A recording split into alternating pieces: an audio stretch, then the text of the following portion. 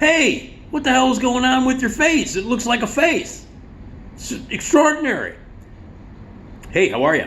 My name is Nick Digilio. Thank you for checking out my YouTube channel. There are like 175 or so videos here that go back about a year. Scroll down all kinds of stories and videos and reviews of movies and talk about books and concerts and music and stories and all kinds of cool stuff. So check it out. Like, spread the word, feedback, all that shit you're supposed to do on the dumbass internet. Do it all and do it all now. And most importantly, go to Patreon, patreon.com/Nick D Show, where I have a ton of videos there and some videos that you can't see unless you become a patron. And those videos are bonus videos. You'll get access to them if you donate some dough. $3, $6, $25 a month. $3 a month, you can handle that. I'm pretty sure you can handle that. It's a small bag of Lay's and a bottle of water. You can handle that. So donate today. Patreon.com/Nick D Show. You get access to bonus videos that nobody else can see unless you become a patron and donate. And those videos include behind-the-scenes stories of what really happened at WGN that you'll want to see if you're a fan. And if you actually still listen to that radio station, you're a dipshit, and you shouldn't. And the reasons why you shouldn't are all detailed at patreon.com/Nick D Show. All right. So there's a new movie that started streaming this week on Shudder, which, by the way, has turned into a really great streaming service. It's a horror streaming service that has horror movies and horror TV shows, original programming, original movies. It's really great. You should check it out. Oh, you know what else you should check out? I forgot to tell you this. The Nick D Podcast at radiomisfits.com. It's my podcast. It's a great podcast. We have great guests. My partner is Esmeralda Leon. We have different guests every week. Actors, actresses, writers, regular guests. We talk about everything on the podcast. Very cool guests, very cool interviews, very cool stories. It's a great podcast that has a huge following, and you should be a part of it. So it's the Nick D Podcast, radiomisfits.com. Every Tuesday, every Friday, brand new episodes with a new guest every time, and new cool stuff talking about. So radiomisfits.com, the Nick D Podcast. Check it out right now. So anyway, Shudder. Tremendous horror streaming service. They have a new movie on Shudder called Glorious. And it's a pretty unique movie. And it stars Ryan, why do I always forget this guy's name? Ryan Quanten. Well, I guess he's best known for some of the work that he did he was in True Blood, you know, that vampires fuck and there's blood all over the place show that Alan Ball, I believe, was responsible for. I can't remember. Yeah, it was Alan Ball, I think.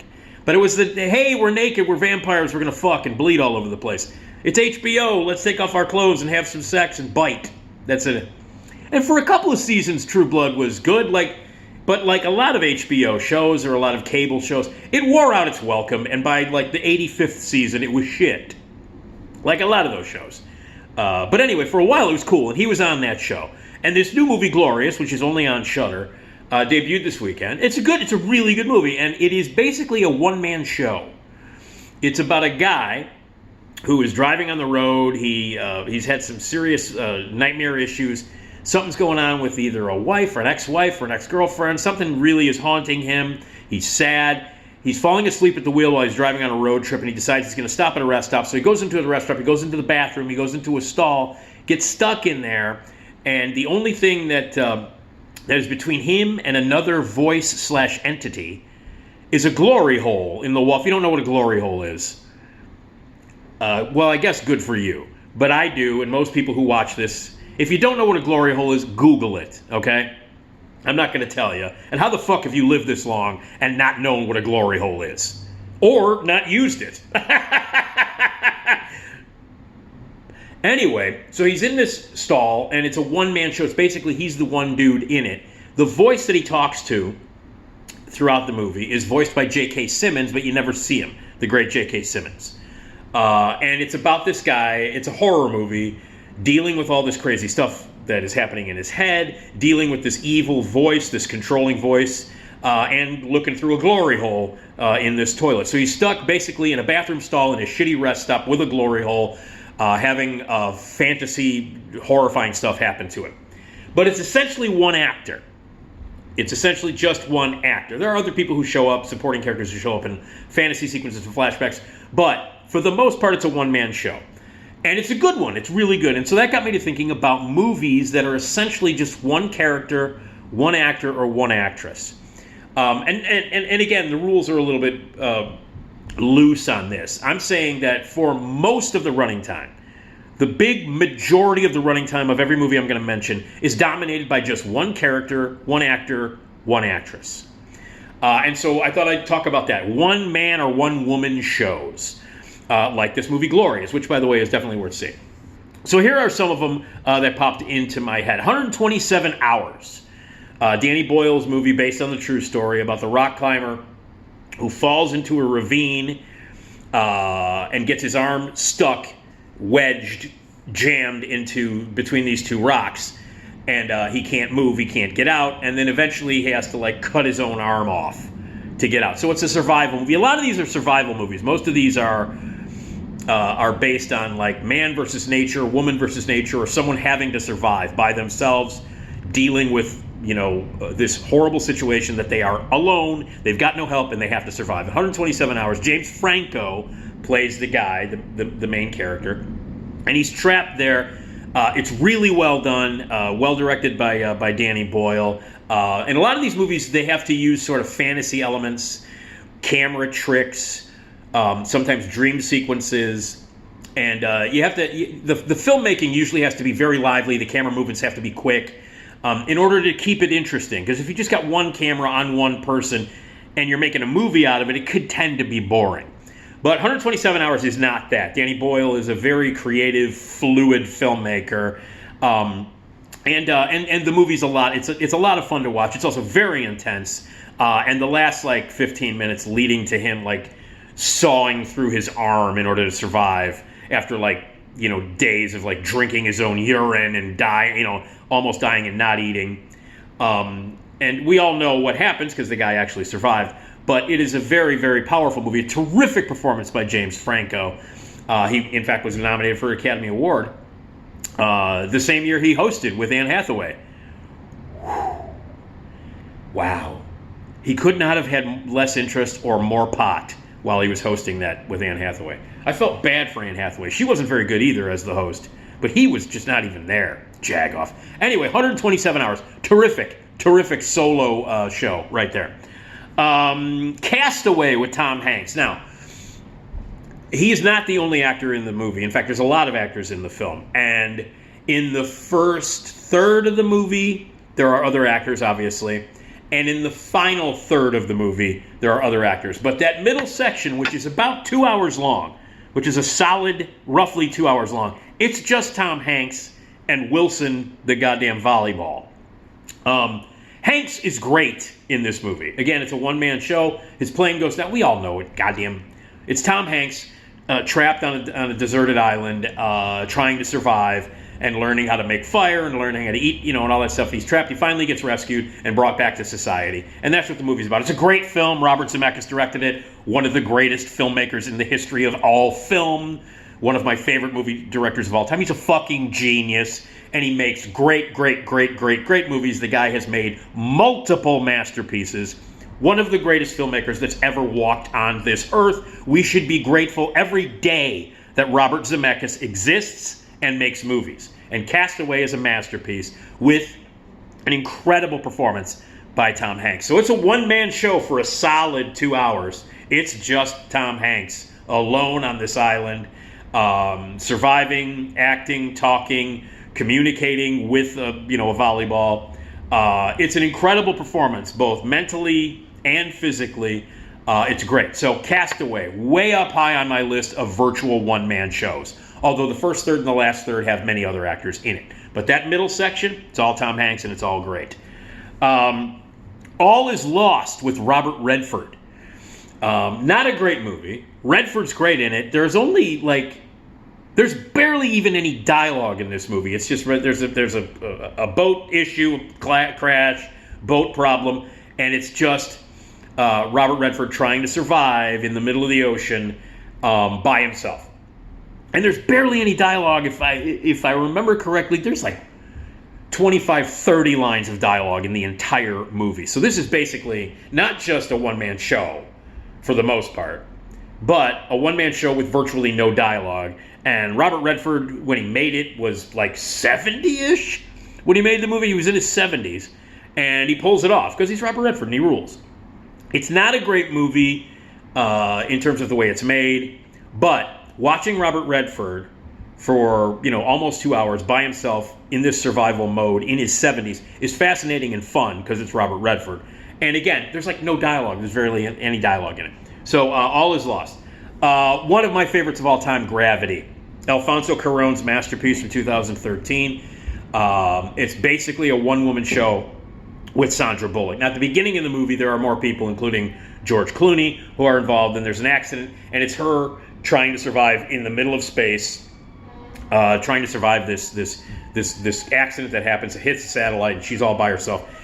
And it is as intense and as creative a survival movie that you'll ever see. And Sandra Bullock is amazing in it. She's amazing. This is the movie that she should have won an Academy Award for. She won for that stupid-ass football movie where the white people save the black guy by adopting him, the black football player. Fucking horrible movie. She's embarrassing. Blindside. That's Blindside is what it's called. She won an Oscar for that piece of shit. And she wasn't good in it. It was terrible. But it was like, it's Sandra Bullock. Let's give her an Oscar. And then, like a few years later, she does Gravity. And I'm sure that the people who gave her the award said, can we take that back for the piece of shit we gave it to you and give it to you for Gravity? It's a great movie, incredibly well made by the brilliant Alfonso Cuarón, another one of the greatest filmmakers of all time, with incredible use of special effects. I saw it in IMAX and 3D, one of the greatest IMAX 3D movies ever. Incredible, long, complicated, incredible takes, long takes that Alfonso Cuarón is known for. And it's great. It's intense. It's emotional. She's incredible in it. At the end of the movie, there is such a release of emotion. I cried my eyes out. I cared about Sandra Bullock's character in it. I was deeply involved. It's incredibly intense and suspenseful and on the edge of your seat. Magnificent filmmaking, brilliant craftsmanship on display, an incredible, intense survival movie with huge amounts of emotion. And it is anchored by an incredible performance by Sandra Bullock, who carries the whole movie. So, Gravity, another one of those great one-person shows. Locke with Tom Hardy.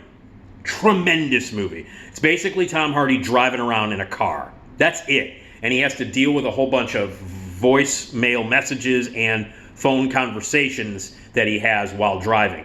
And while he's driving, it's just Tom. It's basically, it's Tom Hardy in a car. Hey, Tom Hardy in a car. That turned out pretty good before when it was called Mad Max Fury Road. Tom Hardy in a car. That's automatically awesome. Anyway, Tom Hardy driving around in a car. And these phone conversations that he has while he's driving in the car reveal very slowly what's going on with his character, what the conflicts are, what's happening with his life, his personal life, his wife, his family, secrets that are revealed, revelations that are made, and it all happens while it's just Tom Hardy in a car. Terrific movie called Locke, L-O-C-K-E, that's his name in it. So it's just Tom Hardy driving in a car for 90 minutes, and it's fucking great. Another great one-person show. Tom Hardy, amazing actor. Let's see, what else is next? Let's go with The Shallows with Blake Lively. Blake Lively, please. From Gossip Girl, fantastic, love her. And it's a one-person show for most of it. There are other characters in it and other actors and actresses in it here and there. But for 85% of the movie, it's just Blake Lively and a goddamn shark. And it's Blake Lively in a bikini, which is an added bonus because she's, whoo! Anyway, but it's Blake Lively trying to survive this shark who is basically circling around her. And it's in beast mode. It's ready to attack. And she is stuck like on this rock in the middle of the water, no one around to help her, and it's her against one shark. It is beautifully made. It's intense. It's scary. She's fantastic in it. It's a great single performance. There is a moment where a guy gets attacked and murdered and killed by a shark. That's just shown. The attack is just shown on Blake Lively's face. And it is some of the best acting. It's just one camera take slowly moving in on Blake Lively's face as she horrifyingly watched this shark tear apart this other dude. and it's a brilliant piece of acting and a brilliant subtle way of directing that scene. But it's basically Blake Lively trying to survive against a shark in the water by herself. And it's fucking great. It's an intense movie, beautifully made, with a wonderful single performance by Blake Lively. Then her husband, dumbass Ryan Reynolds, who I don't like, he's a dumbass. Fuck the Deadpool movies. Fuck everything. Fuck the little smart guy or free guy movie that he did for Netflix. Ryan Reynolds is a douche bag. He was good in 2 movies, Mississippi Grind and Adventureland. That's it. Fuck Ryan Reynolds. Fuck the Deadpool movies. Fuck his snarky ass, clever little comment, way of acting. I can't stand Ryan Reynolds, but the only other movie besides Mississippi Grind and Adventureland that I liked him in is a movie called Buried. So he did this, I think it was right after his wife Blake Lively made The Shallows, and it was like, well, hey, my wife's going to do a one-person show. Why don't I? Basically, Ryan Reynolds wakes up, he's being buried alive. He's in a coffin, and he's being buried alive. And again, there's a phone in there, so it's basically him dealing with conversations, as they reveal what happened, why he's in this box, why he's buried alive. And it's basically a one-man show, and Ryan Reynolds is very good in it. I guess there are times when Ryan Reynolds could be good, but he's such a smarmy, smart-ass, snarky, I think I'm brilliantly clever, funny asshole that he does have talent, but it's all overshadowed by all the stupid, snarky, witty bullshit he does in all his movies, especially the Deadpool movies. Bam! So anyway, Ryan Reynolds, really good in this movie. And he can be good. Motherfucker needs to learn to stop being snarky and so, hey, look how clever I am. I'm Ryan Reynolds, I'm snarky. Shut up. Anyway, Buried is terrific. Ryan Reynolds in a coffin, buried. Boom. So, and there are many more, but those are the ones that I wanted to mention. There's one last one. But you got The Shallows, you got Buried, you got Locke, you got 127 Hours, you got Castaway, you got All Is Lost, you got Gravity, and the new one, Glorious. But the one that I wanted to mention might be my favorite of them. And there are more that I know I'm forgetting. If there are some that you remember, like One Person, One Man, and like A Secret Honor, which is like a one-man show, and all the one-man show things that were from stage. I didn't do that. Secret Honor is Philip Baker Hall playing Nixon. And there are a lot of other one-man shows. There's Mark Twain one-man shows. There's Edgar Allan Poe one-man shows. There's a lot of actors and actresses on stage doing theatrical performances, one-man shows. I didn't include it. I didn't include Lily Tomlin. I didn't include Whoopi Goldberg. None of the stuff that is sort of theatrical one-man shows. I'm talking about movies where there's just one character. So I did not include those. But if I'm forgetting any, let me know. Leave it in the comments here on YouTube or leave it on Patreon after you donate. Patreon.com/NickDShow. Donate now. So the last one that I wanted to mention is a tremendous movie called Moon, which was the first movie that Duncan Jones directed. Duncan Jones, who's David Bowie's son, would go on to direct some other really amazing science fiction movies. And he's become like a really terrific director. His first movie is called Moon, and it's essentially about a guy who is working on a moon station.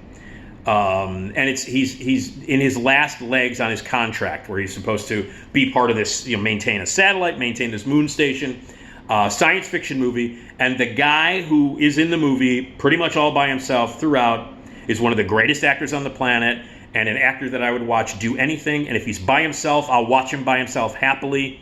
And that's Sam Rockwell. Sam Rockwell, one of the best actors in the world, one of my favorite actors on the planet. I will watch him do anything. Consistently brilliant.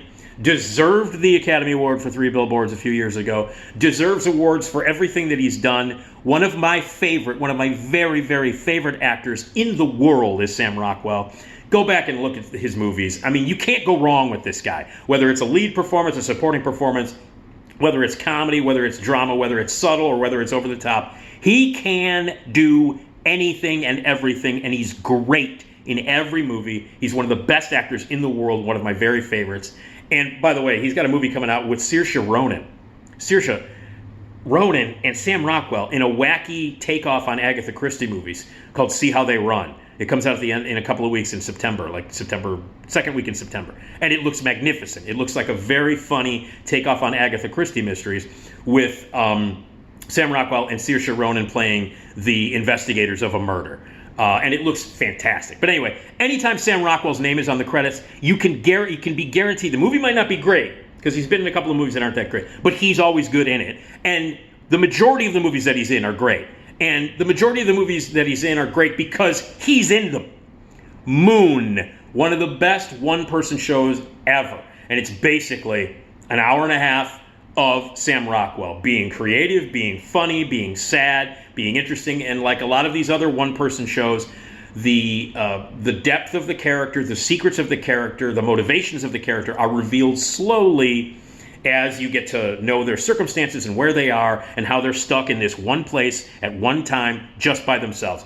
And again, like a lot of these other movies that involve phone calls or flashbacks or voices in a glory hole, this one involves a robot sidekick that is voiced by Kevin Spacey named Gertie. So it's basically Sam Rockwell all by himself, every once in a while having a conversation with a robot voiced by Kevin Spacey.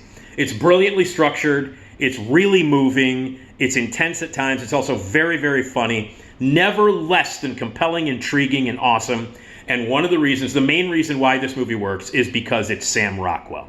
So if there is an actor on the planet that I could choose to just watch by himself on screen, it's certainly in the top choices. Sam Rockwell would be way up there. Like, hey, here's a movie that's an hour and a half long and it just features one actor and it's Sam Rockwell.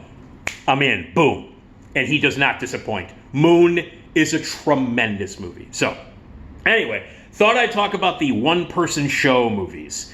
Where it's basically one actor or one actress. Again, Glorious is now playing on Shudder. Definitely worth seeing. A wild, insane, kind of gory, weird horror movie that's basically one guy in a toilet stall. And then all these other ones that I mentioned. If I'm missing any, leave your comments here on my YouTube channel and let me know which one man or one woman shows I am missing. But anyway, check those out. Lots of good actors and actresses doing their thing by themselves. All right, one man show, one woman show. Look at them.